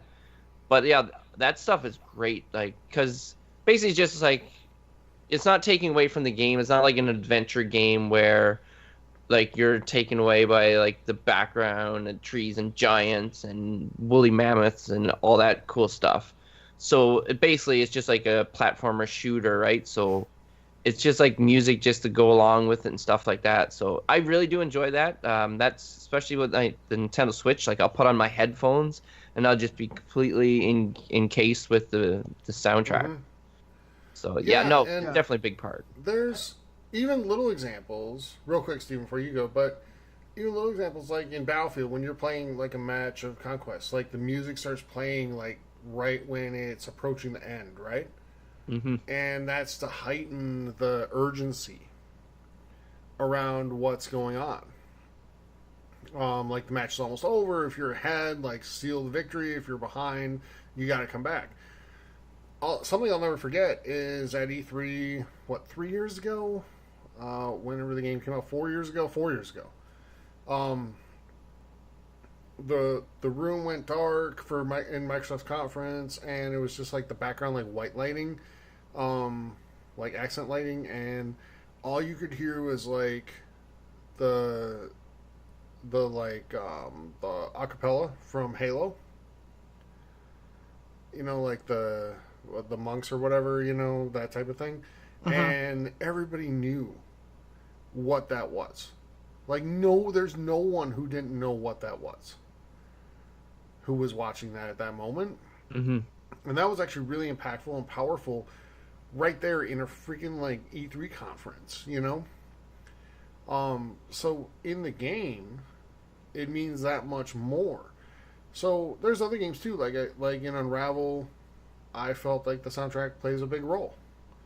And, you know, Ori and the Blind Forest, games like that. But, Steven, you got something to say, so go ahead.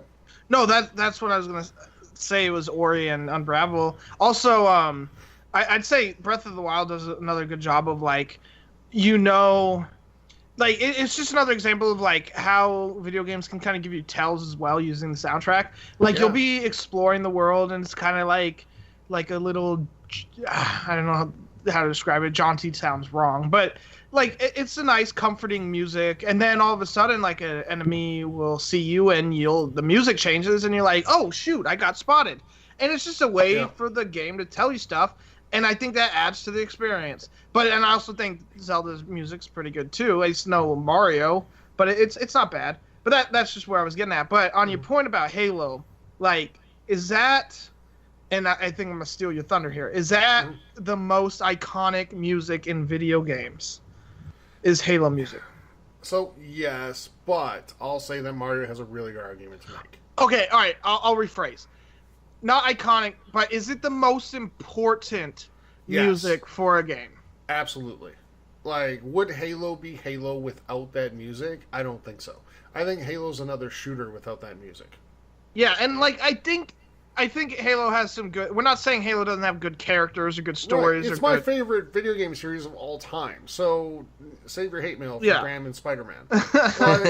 Yes. But it's I think it's that important to that series, and they came upon it somewhat accidentally. So I need to hear the story about this because I didn't know that, to be honest with you. So it was on like they came up with it. They had the kind of the music set, and they played around with a lot of different things. So they were playing for the reveal, and it was Halo was originally supposed to be an Apple exclusive, like it was going to be just on PC for Apple. And this was all on Podcast Unlocked. I think episode, was it 201? You remember the episode? Wow. The episode, yeah. Well, they've had a ton, but the episode that had Phil Spencer, Seamus Blackley, and Peter Moore.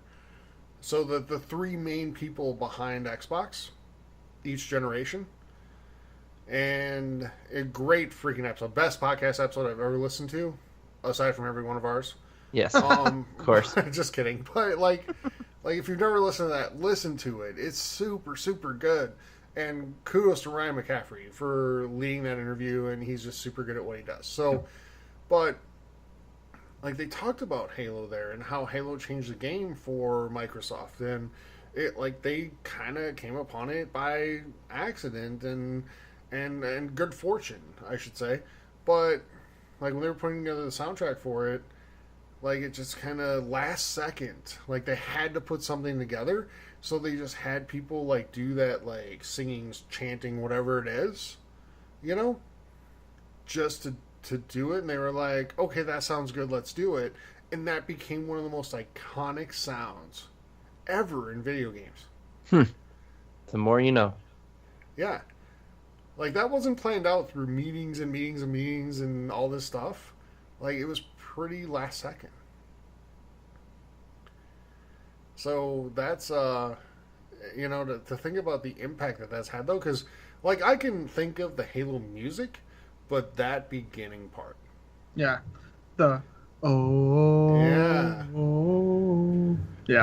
like that is truly iconic. Yeah, and it's iconic when you see like, have you guys seen I'm on Facebook a decent amount, and I come across just random videos, and I'll see a video of like a football player like in their shower room, like doing the Halo song, like using the reverberation off the tiles and stuff. And I think that's like kind of, I don't want to say that's when you know you're great, but isn't it though? Like I'd say the two best soundtracks probably Halo and Mario. At least the two most recognizable, right? Yeah, for sure. Okay, best is subjective, and I'll give it that. Because I think Halo's better than Mario. But the two most recognizable soundtracks are definitely Halo music and Mario music. Because Graham's a music aficionado among all of us. Like, you would agree with me that Welcome to the Jungle by Guns N' Roses is not one of the greatest songs of all time. No, not. But doesn't it have one of the most recognizable intros ever? Oh, like, for sure. You hear that intro and you know what that is. Yep. No, you're 100% right. That's why, I think, it's what brings people in, right? As soon as people hear that, I'm like, I know where this is going. I can't wait. And there it is. So, it builds anticipation, which is, it's a great marketing tool. Yeah. Like I don't even know, Graham, that Welcome to the Jungle is the best episode on that album. Best song. Best on that. episode. Or best episode, best song. I'm sorry, best song. But yeah, you know what I mean. But Yeah. like that intro is so iconic. Like you can play that for me, and I know immediately what it is. Immediately. Yep. Same thing with Halo with that, and same thing with Mario music. Like you play Yeah. the Mario music, and most people know what that is. Yeah. The best music, like, it doesn't overshadow the game. It adds to the game. Yes. And that's what Halo and Mario does. It adds to the gameplay. Like, the menu music is good, and then you start the game up, and then like you're on a section of the game that's supposed to be intense, and the music matches that. And I mean, we've been talking a lot about Halo for good reason. I think here the third mission the last mission of Halo 3 is one of my favorite missions in video game history. And it's because of the music at the end, like that driving sequence when you're escaping the arc, or not the arc, but the ring. Like I can vividly picture in my mind, because I've done it so many times, the mission itself and the music that goes along with it. And that's why, honestly, One Final Effort, it's not necessarily the most iconic, but it's my favorite piece from Halo 3, or just the Halo series in general. And I don't think, I'd almost argue that they haven't come close to that in the Halo games since. Yeah. And I don't want to go down that road, but yeah, but doesn't it add so much to the stakes though? Yes, of, like what's happening there, and the urgency of it, and how important this is, and like, and I want to ask, like, how much could games like Destiny, and same developer, and same composer for the first game, for the first game. Yeah. Well, for most of the first game. Yeah, he got sacked, and that's just a way another time. That's a whole different story, whether that's right or wrong, and I think it's wrong. But it's, like, couldn't they benefit a lot from that? Yeah, for sure. And, when we're talking about video game music, I think of things from the very beginning, from the menu, from the starting menu. And a game that also sparks to mind, other than Halo, is Skyrim. Like, think about it.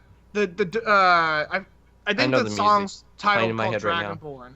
I was trying to think of the actual name of the song. I have actually a signed copy of the CD. I ordered it after the game came out. But that song kind of sets the tone. Like, the song is it like hypes you up. And you know you're going to play someone important. And it's a video game. You always play like the hero. But it kind of adds to it. It like makes it like sets it in stone, and it sets the pace. And then Skyrim also has good music along the whole rest of the game, whether it be like just exploring the world or getting into fights or going in dungeons or fighting a dragon or whatever. But I say the menu music kind of sets the tone for the game. And I think great video games, like I can't think of any video game I'd consider amazing and great that doesn't also have a good soundtrack to it. If you guys have an idea, like, tell me. Yeah. But I can't think of a game I would consider like iconic without great music. Yeah, you're right. You're definitely not wrong there. And man, I'm trying to think right now if there's anything that would qualify, and I don't think there is. Graham? No, just nothing really comes to mind. And like, for the record, like, while I think GTA is like great, and I thought GTA 5 was extremely fun, I don't consider it an icon of video game design in any sort of stretch. Like, it's good in what it does, and it's I didn't get a masterpiece rating from like IGN. It did. But like don't consider it iconic in the same way. It doesn't make the experience. It doesn't make the experience better. It just kind of, I guess, adds to it in a little way. But it's an extra thing you can have, I guess, is the way that I look at it. But like, it's allowed to be tailored to what someone's personal taste is, whereas great music in a video game, that a great soundtrack drives everyone to a certain feeling or, purpose or whatever. Whereas in games like GTA or Need for Speed or games like that, like, you switch the channel to tailor it to kind of what you want to listen to distract you from the fact, like in Need for Speed or like Forza, to distract you from the fact that you're driving around in circles for like an hour. Yeah. I mean, yeah, you boil it down to that for sure. Yeah. And don't get me started on like the Madden soundtracks and stuff like that. Like yesterday was the final of the day. I couldn't take it anymore, and I just switched to all the like classic NFL music. So like in the menus, but it doesn't add to the game in any way.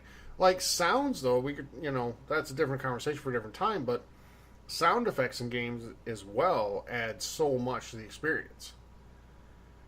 Because there are some games that don't have good sound effects, and it takes away a large amount of the gameplay experience. But in Madden, it's not the damn menu music that makes it good. It's the sounds of the crowd in the game and the sounds of the hits and all that stuff. Just like in any other game, it's a lot of the sounds of what you're doing at the time too, combined with the soundtrack around it. Yeah, and you take it for granted until you find a game that it's super noticeable when it's not there. And I'm thinking of like the Golf Club 2019, which when you play in, the sounds are lacking, the announcers are lacking. I don't even think there was music. It's eerily quiet, and it shouldn't be. And again, sound is a discussion for another day. I'm just talking straight music here, but it's important, and I think we've established that. So, again, we'll steal your thunder, Tyler, and do what you normally do. But I'm going to ask you guys, what are your favorite soundtracks from games? I'll just come on. I mean, the easy answer is Halo because it is my answer. But some of the other games I've said too, like Ori and the Blind Forest or Unravel. Like I think the first Unravel. I think if you take the sound, the music out of that game... now I remember it. Yes. It dramatically changes how fun that game is and how impactful that game is. Yeah. So I think that if you take the soundtrack out of the first Unravel, it's just another generic platformer. But the sound of the music in that game made it powerful. Yeah. So I'll go with that. Now that you've talked about it, I'm going to double up on that answer. Because I was just remembering, because I'm like, what's in it? And I'm like, oh yeah, it's like the violin and like the music going fast and like yes. Yeah, my two favorite instruments for video game music are violins and pianos. Yeah. And so I'd agree with that. Unravel has a great one. I would say I'm gonna have more than you guys. Ori is one of mine. Definitely Skyrim, definitely Halo, and I'm going to add Kingdom Hearts to that, because Kingdom Hearts also has some amazing soundtrack and music and stuff to it. And also, a lot of JRPGs have some great music, too. I'm not going to name them all, but they make the games, like, okay, I'll name one. Persona 5 has some great music as well. So I think to be a great game, you do... Music only helps you. And if you kind of shirk that, it can hurt you. Mm-hmm. No, I agree 100%. Graham, anything else to add on that? No, it's great to hear them when you play games, and especially when you remember ones and like you remember those iconic moments when like music cuts in. Yeah, that makes the game and the music well worth it. Mm-hmm. Yeah, I wanted to give you last word, Graham, because you're definitely the most like music person among us. Like it's in your gamer tag. Yeah. For that matter, but... Forever. And, I'm like... I wouldn't say I'm not a huge music person. Like, I like music. But, like, when I listen to stuff, I generally listen more to, like, other podcasts and stuff like that. But music has a way of evoking these, like, feelings and emotions in you that other stuff cannot. Oh, yeah. Music is a powerful thing. Yep. So, absolutely. But let's move on and let's move into releases for the week. Now in store. We have some music for this? No, I'm kidding. Well, I could put some in afterward, but I don't know if it'd be any good. Let's start with Xbox though, and we're finally into the season where week by week we're going to have pretty good releases. Excuse me, coming out, and. With that said, we're going to start with Construction Simulator 2 on the 12th, but it gets better. Oh, yes, you also have NHL 19, Graham. Woo! Yeah. On the 12th, but on the, 9th? Right? Or 8th? 8th or 9th if you bought the, special edition like you did? Yes, it's Tuesday, whatever that is. Tuesday. Yeah, whatever day that is. It's Tuesday. So you'll get that. You're looking forward to playing some Ultimate Team in NHL this year, right? Yes, that is my plan. And Put in a streaming lot of some time. Ultimate Team? Yeah. Yep, So, definitely. Cool. Check it So out. you get NHL 19 on the 12th. And like I said, I'll be writing the review for that game for the XboxOut.com. So look for that. Check that out. That should be up by the end of next week when the game releases. And then finally, a game that Graham's not interested at all, Shadow of the Tomb Raider. Lies. Shadow of the Tomb Raider, one of the games I'm looking forward to most this fall, coming out on the 12th as well. So all of our games for Xbox that we're highlighting this week come out on the 12th, Friday. That appears to be a new trend, Graham. Like Friday releases. Yeah. Nintendo kind of started that. Yeah. No, Skyrim started it. Yeah. But Nintendo made it like a thing. Like it was every Friday. It's always Fridays for Nintendo, and then everybody else has kind of jumped onto that. So No, I like that idea because it gives you the whole weekend to play. Not everyone has like Monday to Friday jobs, but a lot of people do. For me, for example. So, and then some people don't stay up till 2 or 3 in the morning playing games, unlike me. But you're not one of those people. But I'm not one of those. Yeah. So, I mean, like, if I get a new game, like, for example, when Breath of the Wild came out, I want to do nothing but play that game. And that game probably came out on a Tuesday. I don't know, it was March the 3rd. I don't know what day it was.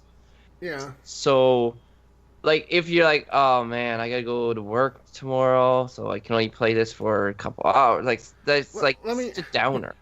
Let me ask this, Graham. What time did you have to wake up for work today? I had to wake up. The latest would be 7:15.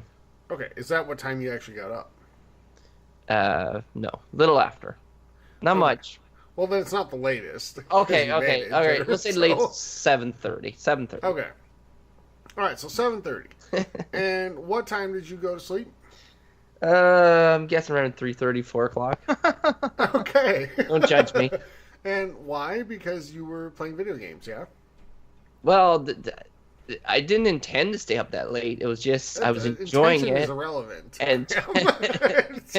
And time progressed really fast. Yeah. And then I'm like, well, I should be going to bed, but I'm like, well, I've already committed to playing this one more level, so it happens. So everybody, this is what Graham does, by the way. He sleeps like 45 minutes a day for, 49 weeks a year, and then he goes home in a different part of Canada, in Newfoundland, for like 3 weeks, and sleeps a ton, and then comes back sounding like a different person, and then by the time he's ready to go again, he sounds like a zombie. Except this time didn't work that way. Yeah, but that's because he went on like a cross-country driving trip, which That's somehow true. sounded like a good idea to him. But What a silly goose. Silly me. Silly. But anyway, for Xbox, it's Construction Simulator 2, NHL 19, and Shadow of the Tomb Raider, all on the 12th, next Friday. Steven, what do we have before we go, Steven, Games of Gold. You can still get the For Honor Standard Edition through the 15th of September. Prison Architect through the 30th, and backwards compatible. Lego Star Wars 3, The Clone Wars through the 15th. Those are your free games with Xbox Gold. Steven, what do you have for PlayStation? All right, so on the 11th, you can get The Sims 4 Get Together. And then, like Tyler said, on the 12th, you can get Shadow of the Tomb Raider and NHL 19. My notes say the 14th. I assume that's the standard edition. Yes, the 11th is when it releases. So, the 11th, you mean the 12th for like the super powerful edition? No, the 11th. You might be right. It might be the 14th. But the notes I had said the 12th. So. Okay, well, one of us is wrong. It's probably the important not thing is I will be playing it on the 11th. The important thing is that if you buy the standard edition, it's available Friday. If you buy the Graham edition, it's available Tuesday. So, yeah, and then And then, finishing off the games you can get for free on the only 2 consoles that do free games, you can get Destiny 2 and God of War 3 remastered through the end of the month. So, Graham, Nintendo. So, when's Civilization 6 coming on PlayStation there, Steven? I don't care. Oh, that's right. It's not coming on that system. Well, I can tell you it's not going to be free on the Switch, so it'll never be a Nintendo Switch Purple Rainbow Unicorn title. Okay, so with that out of the way, thank goodness, you can get on September the 13th Surgeon Simulator CPR. Now, these games are for the Nintendo Switch. On the 2nd, you can get, or not 2nd, and also on the 13th, you can get Super Dungeon Tactics. And to end things off, on September 14th, this is one that Steven would be looking forward to, is Xenoblade Chronicles 2 Torna, The Golden Country. I would be looking forward to it if I enjoyed Xenoblade Chronicles 2, and I didn't, and I'm sorry. You can send hate mail for that. I don't know why. I just didn't like it that much. Okay. I was kind of surprised by that. But, Graham, when can you get NHL 19 on Switch? Oh. Ooh. I can't say I didn't deserve that one. Yeah. It's not in my notes, so I'm not sure. Yeah, I'm gonna give you the release date, and that's never. Unfortunately, So, it's Shadow of the Tomb Raider also never. Do you remember when Graham was like, my prediction for E3 is we're going to see a Tomb Raider trilogy for the Switch? And of course, now that I just made fun of Graham for that, you know what we're going to see in 2 months? Yeah, and Graham's predictions for E3 were Switch releases, so we're going to see the Halo collection on Switch, and we're Uncharted on Switch and all this stuff. Yeah, a guy can dream. Okay. Really, I think Graham's predictions for E3 were mostly T-ball predictions. I know they were right over the middle. But this is what not Graham gets. True. This is what Graham. Graham. This is what you get for throwing a dig in there. Yeah. Because we never do that to you. And also for abandoning us for 3 weeks. So this is like a double whammy. So come on. I should have known better. Figure it out. But Surgeon Simulator, have you pre-ordered that yet? No. Tyler, you mock, but I actually had Surgeon Simulator 2014 on the PC, and it's pretty fun. Is it like the board game Operation? It's a very, very, very, very, very hard version of that. Yeah. Okay. You got to cut through bones. It's not for the faint of heart, I can tell you that. Okay. Much. All right. How graphic is it? It's pretty graphic. It's okay. it's exactly as you would imagine a simulator of surgeons being. I'm not sure I'd be interested in that. Yeah, it's on the PC it was $5 and it was kind of like a one-off thing. You just want to kind of see what it would be like, and it's kind of fun, and you play for an hour or maybe 2, and you're like, all right, $5 well spent. I don't know how it'd be on the Switch. Probably gonna cost you $10, $14, $15, but we'll see. I mean, I'm sure someone will buy it. All right. Well, I'm sure someone will. Graphic. I'm just saying. Yeah, someone named Graham. But anyway, let's move into questions, because suddenly we all talked so much this week. We only have about 10 to 12 minutes for questions. So Fan mail. Go ahead, Steven. What do we have? All right. Our first question is from. Our first quack is Rumham. No, our first question is from Rumham. He asks, "Who's your favorite NPC?" And I'm assuming you guys don't have one off the top of your head. No, so I do. I know I do. I do. I just can't remember the name. So I'm filled with shame right now because I said Halo is my favorite series of all time. Talking about Sergeant Johnson? What's that? Talking about Sergeant Johnson? Yes, exactly. That is my favorite NPC of all time. You're welcome. Well, Thank you. I'm gonna say right now, The Witcher 3 has a lot of amazing NPCs. But my favorite NPC is the Baron from The Witcher 3. Okay. I just loved his character. I loved his demeanor. I say I love his character, but there's some reasons why you wouldn't think he's a good person. But his character was really enjoyable. Graham, a little sidebar here. How much does he remind you of Robert Baratheon from Game of Thrones? And I mean the TV show version, because he reminded me a lot of him. You know, I do see ways. this. I do see the similarities, like their ideas and like their way of thinking, and their demeanor. And their but yeah.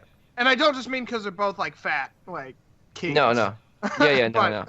I just wanted to throw that out there. It just kind of hit me. Last time I was watching Game of Thrones, I was like, and Bloody Baron, or when I was playing Witcher 3, and they're like the same people. Oh, Bloody Baron, yeah. Yeah. Well, I think he was just a Baron, and his nickname was Bloody Baron. Oh well. Okay. Mine is a 3-way tie between Riku from Kingdom Hearts, Sergeant Johnson from Halo, and Jansen from Lost Odyssey. Jansen's hilarious, and if you've ever played Lost Odyssey, you'll understand why. He's a great character. But those are my 3. Pick one right now. Riku, because his I'm telling the rest. Story arc was very Sergeant Johnson is so disappointing in you right now, and he'd be disappointed in me. I told you it's a 3-way tie. I can't pick. I like Sergeant Johnson, Tyler. Come on. Says the guy who couldn't remember his name. I know. I apologize. All right, go ahead. All right, Piracy asks, is All Access something you'd be interested in doing for the next generation of consoles if it's available? I think we touched upon this last week. Absolutely. Yes, 100%. Absolutely. 100%, because if I can get away with getting both consoles next gen, because they're both going to come out in the same damn year, because of course they are, if I can get away with getting both with only having to pay like full upfront for one and then having the other one be a monthly fee, including Xbox Live and including Game Pass, whatever form that takes with the next gen, then 100% I'm in. I didn't even think about that. Yeah, I could actually see myself getting both consoles on release. Yep. So I'd be totally in. Yep. Graham doesn't have an answer because he said I did answer. I said absolutely. I was making a joke about how it's not available in your country. Oh, okay. Oh yeah. Oh yeah, I forgot about that. It will be though. It is geared towards like all 3 of us. Obviously, we like having the latest and greatest, and we don't like having to spend all that money all at once when there's so much other stuff coming out. So yeah, if it comes to Canada and if it's an option, I will go for it. All right. Next question. Crazy Gamer asks, where should the next Fallout take place, and would you rather go back to an offline campaign or continue to be all online? I'll answer it. Go ahead. Yeah, go. I would like to see it go back to offline, because there are still like things that worry me about Fallout 76, and I'm sure there's even like diehards other than that we know that do not like the prospect of it being an online only, because people enjoy their single player offline, do their own thing, don't worry about other people kind of idea, and I am one of them. So like I am being very optimistic with Fallout 76 because I love the franchise, I love Bethesda and all that greatness, but I would very much like to see it go back now. To what world? That's interesting. I don't really have a specific. If I think of one, I'll butt in and I'll say it. But I would definitely like to see it go back to a single player offline. Yeah, I think this question is more tailored for me and Graham than Tyler. So I'll go next. I also agree with Graham that I would like to see it go back to offline, and I think they said it is. I think the next Fallout game is going to be an offline game, or at least it might have multiplayer aspects, but it's not going to be fully online in the same way. But I do have a place where I think it should take place, and I think it should take place in China, which is, if memory serves correctly, is like the one who nukes. Like I think China nukes America in the Fallout games every time. It might be Russia though, but I assume that America nuked China as well. And so if that's the case, I would like to see a Fallout game in China. I think that creates some very interesting areas to explore. And yeah, that's my answer. If I had to choose one in America, well, I know they're doing Fallout Miami as a mod, so that could probably create some cool areas. New York would probably be another. New York or Seattle could be interesting. So those would be my 3 options there. Okay. So what I'll say is this: like, let's see what 76 is. First of all, that's true. I was yeah. You know, that 76 might turn out to be something that's like all encompassing, that brings in players who love playing solo and love playing online all together into a great experience. We don't know yet. And that's wishful thinking, probably. But we don't know. So let's see. As far as where, have they set anything on the West Coast yet? Yes. New Vegas was set in Nevada Vegas. and the very eastern parts of California. So Southern California. Okay, so I was going to say San Francisco. Okay. But if we're going internationally, I'd like to see London, actually.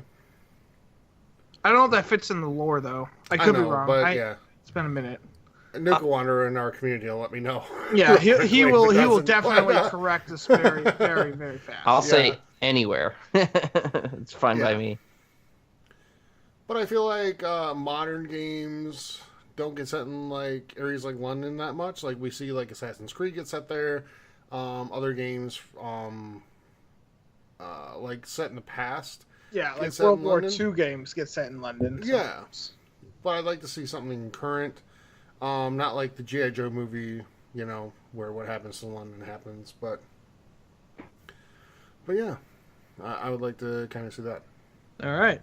But that's probably all the time we have for questions. It's more than all the time we have for questions. So let's go ahead and get out of here. I just want to remind everybody real quick that you can join the community by going on to Facebook and looking up the Gaming Hub forums. You can head on to Twitch and look up TXH Gaming Hub there. From either of those places, Twitch or Facebook, you can click on our link for Discord and join that community. That's where we probably have the most discussion and everything around all of our community play events, etc. If you want to help support the community, we'd really, really appreciate that. And the best ways to do that, Twitch, TXH Gaming Hub there. Again, you can, if you're an Amazon Prime member, you get a free Twitch Prime sub every single month. If you choose to spend that on us, awesome. We really appreciate that. If not, spend it on somebody. But you can also go to patreon.com/gaminghub. And if you're a patron at the $5 or higher level, you are entered to win a free $60 game every single month, which we're going to be doing the giveaway for next week, by the way. So if you've been on the fence about it, now's the time to get in. A lot of awesome games coming out here in the next 30 days or so. So with that, everybody. Oh, and one last reminder, please visit thexboxhub.com. We are the official podcast of that site. So please visit that site for all the latest in all your Xbox gaming news, and the switchhub.com for all the latest in Nintendo news. So with that, that is episode number 121, and we'll be back next week with episode number 122. Until then, everybody, this is Tyler for Graham and Steve. Thank you so much for joining us. We'll be back next week, and have a great week, everybody. Happy gaming, everyone. Spider-Man. Yes, play Spider-Man. Bye, everybody.